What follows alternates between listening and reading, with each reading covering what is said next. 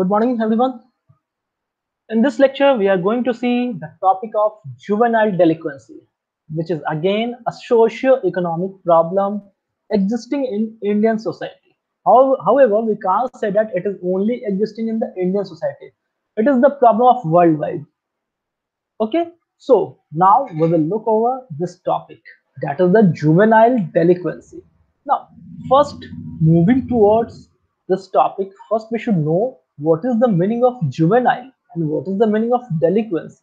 The juvenile word is used for those person or those child who has not attained the age of 18 according to the word described in our constitution, described in our law, that any person who has not attained the age of 18, he will be called as a juvenile.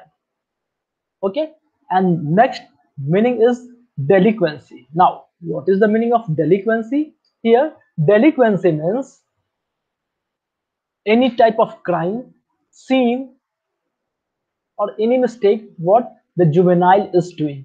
If he is involved in any type of sin, if he has done any crime, it means he the whole it will be known as the juvenile delinquency because he has not attained the age of 18. That's why he is known as the juvenile. Okay, now we will see according to the slide. Juvenile delinquency is also used to refer to children who exhibit a persistent behavior of mischievousness or disobedience so as to be considered out of parental control, becoming subject to legal action by the court system. Juvenile delinquency is often defined as children between ages of 10 and below the age of 18 years and who have committed any crime, a criminal act. They will be known as the juvenile delinquency.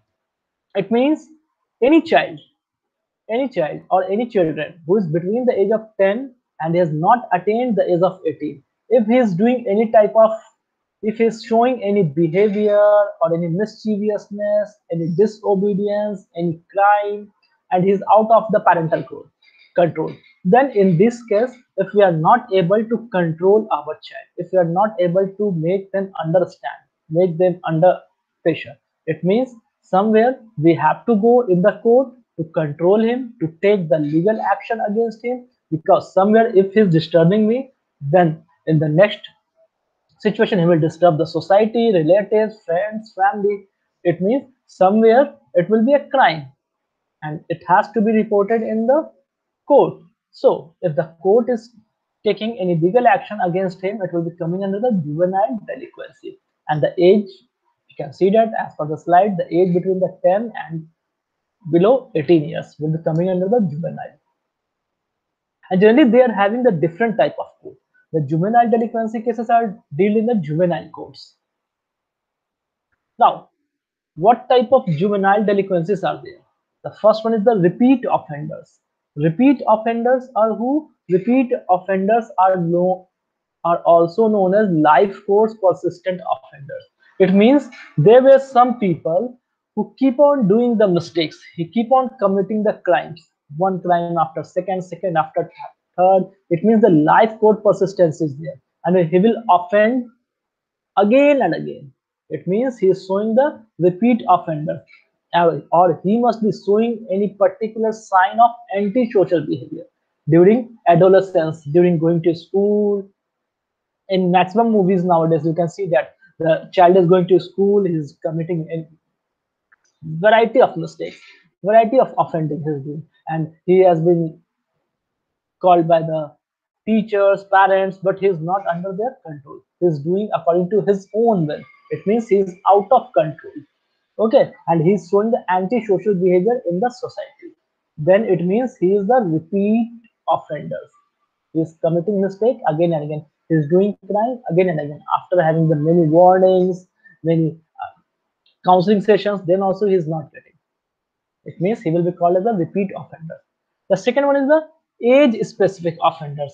Age specific offender means generally we see that the young blood, the people start growing in the age of teenage. The teenagers are called as the young blood. It means somewhere due to this specific age, teenager age, they are committing mistake, they think that they are the superior, and it is the age where we think that what I am doing is correct, what others are saying is not favorable to me, they are opposing me, they are suppressing me, they are putting pressure on us. So that's why they think that what they are thinking or what their friends were saying, what their groups were saying is correct, and whatever the society, family, relatives, teacher is saying is not correct. It is just putting a ban on, it is just putting a limitation, a ban on their freeness.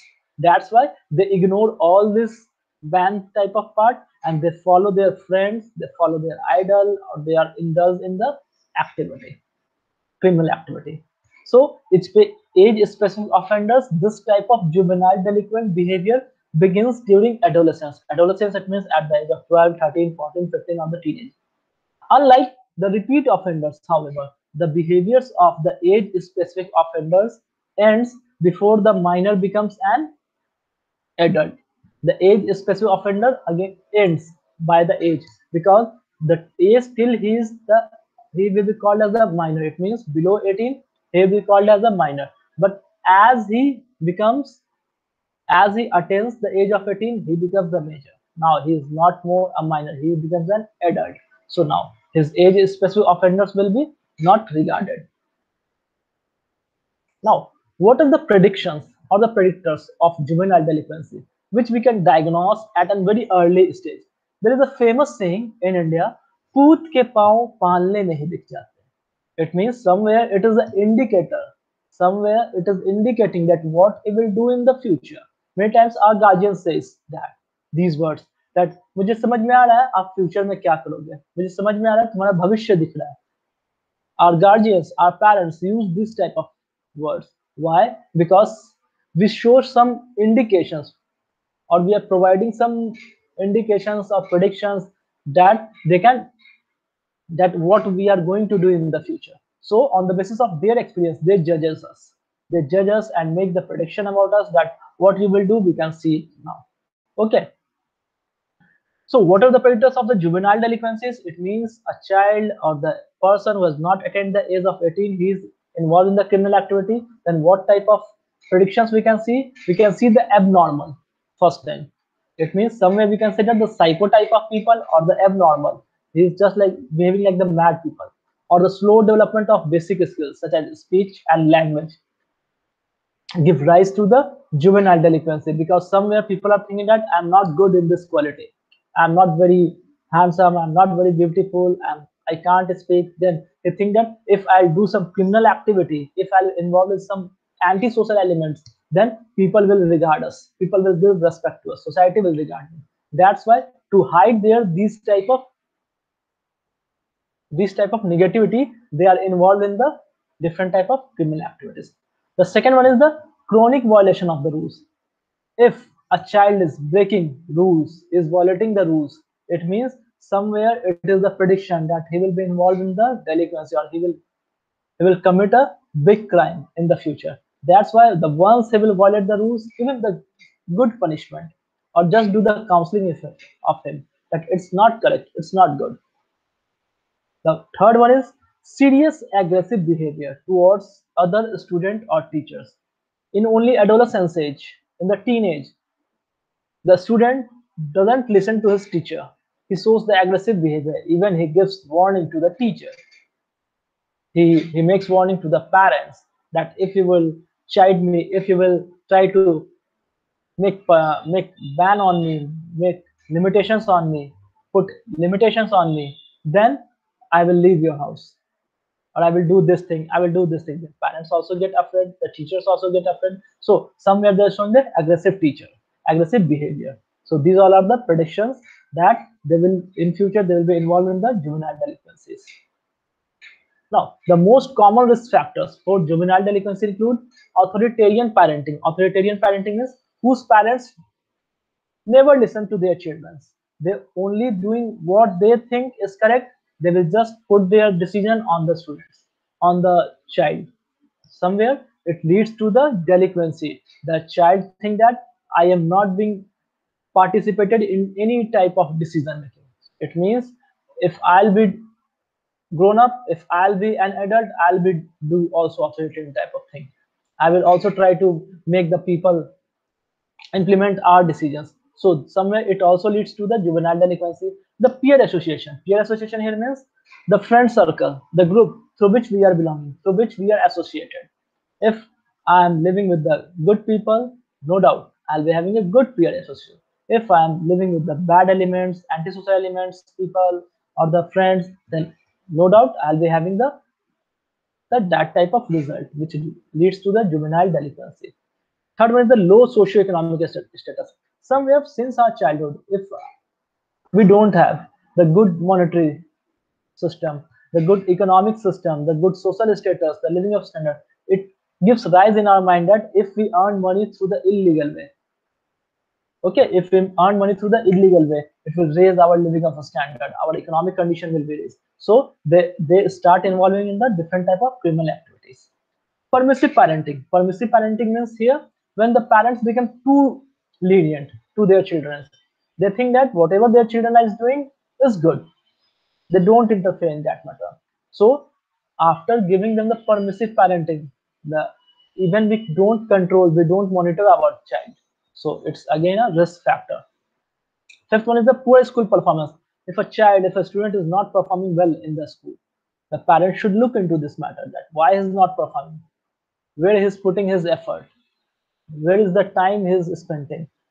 Okay, and the last one is the peer rejection. If the friend circle or the family or relatives reject anyone, or the group through which we live reject anyone, reject us, then we go for any type of criminal activity. Now, how to deal with this type of juvenile delinquencies? If a child has committed mistake, he is between the age of 10 and has not attained the age of 18, then there are three measures through which we can deal with them. Either the court will say go for the plea agreement, the second one is the diversion, and the third one is the adjudicatory hearing. The procedures followed in the juvenile justice system differ greatly from those followed for adult offenders. Each state has specific programs or systems that deal with the juvenile offenders. Juvenile offenders come into police contact in number of ways. Some are caught committing a crime or arrested. Others are referred to police by parents or school officers.